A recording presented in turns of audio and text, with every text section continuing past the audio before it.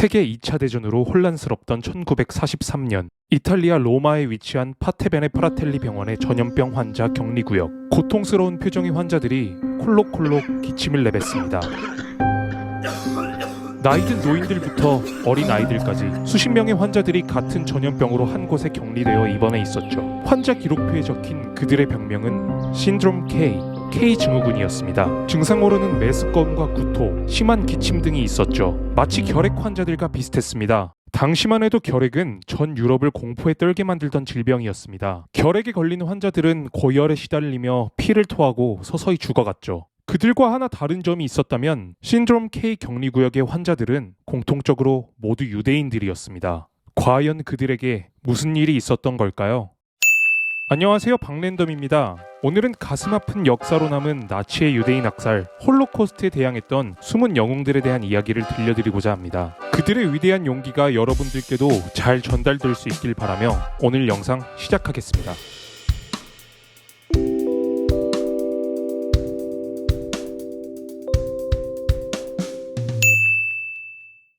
(1943년) 세계 2차 대전이 한창이던 혼란의 유럽, 독일, 일본과 함께 추축국의 한 축을 담당했던 무솔리니 체제의 이탈리아는 점차 연합국에게 밀리기 시작하며 전세가 기울고 있었습니다. 마침내 연합국의 시칠리아 상륙작전 이후 무솔리니는 실각하고 이탈리아는 연합국에 항복하게 됩니다. 그러나 이탈리아가 연합국의 손에 넘어갔지만 로마는 여전히 나치 독일 치하에 있었습니다. 그리고 나치 독일의 무자비한 유대인 학살은 로마의 유대인들도 피해갈 수 없었죠. 독일군들은 수시로 이곳저곳에 들이닥쳐 검문을 실시했고 유대인을 찾아내면 가차없이 수용소로 끌고 갔습니다. 로마에서도 약 7,500명의 유대인들이 끌려갔고 그들 중 살아 돌아온 사람은 거의 없었습니다. 끌려간 유대인들이 고문과 학살을 당하고 있다는 소문은 이미 로마에도 파다했지만 그들이 끌려가지 않기 위해 딱히 저항할 수 있는 방법은 없었죠. 그리고 로마의 파테베네 프라텔리 병원 역시 나치의 감시를 피할 수는 없었습니다. 결국 어느 날 독일군들이 병원으로 들이닥치죠. 병원의 모든 병실과 환자 기록들을 뒤져가며 유대인을 색출하던 독일군은 한 병동 앞에 멈춰섰습니다. 고통스러운 기침 소리가 울려 퍼지는 병실 앞에서 독일군 장교는 묻습니다. 이 병실의 환자들은 유대인들이 아니오. 맞습니다. 얼마 전부터 로마 내 유대인 사회에 전염병이 돌기 시작했는데 치사율과 전염성이 높아서 모두 격리해두고 있습니다. 그래요. 환자 기록표를 줘보시오. 신드롬 K, 고전염성, 고치명률 질병, 로마의 유대인 혈통에서 가장 흔하게 발견되고 있음. 젠장, 이러다가 우리까지 병 걸려 죽겠구만. 이런 환자들이 있었으면 미리미리 알려줘야 될 것 아니오. 에잇! 죄송합니다.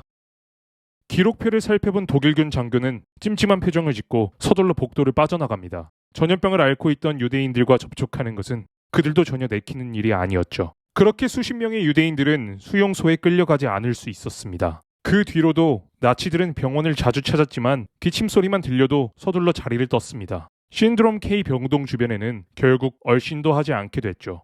그리고 이 모든 일에는 비밀이 하나 있었습니다. 사실 신드롬 K는 존재하지 않는 질병이었거든요. 모두 이 병원의 의사들이 유대인들을 구하기 위해 가짜로 만들어낸 전염병이었던 것이죠. 이 병원의 의사들은 사실 비밀리에 파시즘과 나치즘에 저항하고 있던 인물들이었습니다. 유대인 환자들이 끌려가지 않기 위한 방법으로 전염성이 강한 질병을 생각해냈고 이미 결핵 등 전염병을 위한 격리병동으로 로마에서 가장 유명했던 병원이었기에 자연스럽게 신드롬 K 환자들로 위장한 유대인들을 계속해서 이 병원으로 데려올 수 있었습니다. 독일군들은 전염병의 확산을 막기 위해 병원 측의 요구를 순순히 들어줄 수밖에 없었죠. 병원의 유대인들은 한 가지 지침을 의사들로부터 전달받았습니다. 바로 독일군이 지나갈 때 남녀노소 할 것 없이 고통스러운 기침 소리를 연기하라는 것이었죠. 그 리얼한 기침 소리 때문에 독일군은 그들이 전염병에 걸리지 않았다는 사실을 의심할 수 없었고 그렇게 많은 유대인들은 무사히 병원에 거주하며 살아남을 수 있었습니다. 그리고 이 사실은 나치 독일이 패망하고도 수십 년이 지날 때까지 알려지지 않았는데 병원의 의사들이 모두 이 일에 대해 함구하며 살았기 때문입니다.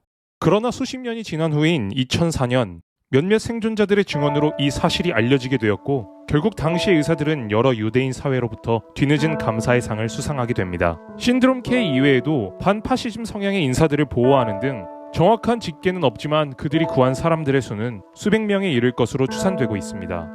자칫하여 발각되면 자신들의 생존까지 위협받는 상황에서도 용기와 기지를 발휘해 많은 목숨을 구한 용기 있는 의사들, 그들에게 질병을 치료하는 것만이 목숨을 구하는 유일한 방법은 아니었습니다.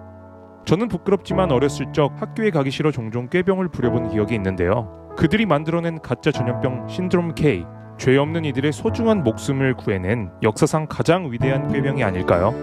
오늘 들려드릴 이야기는 여기까지입니다. 영상이 유익하셨다면 좋아요와 구독, 알림 설정까지 부탁드립니다. 다음에도 저는 유익한 영상으로 찾아오겠습니다. 지금까지 저는 박랜덤이었습니다.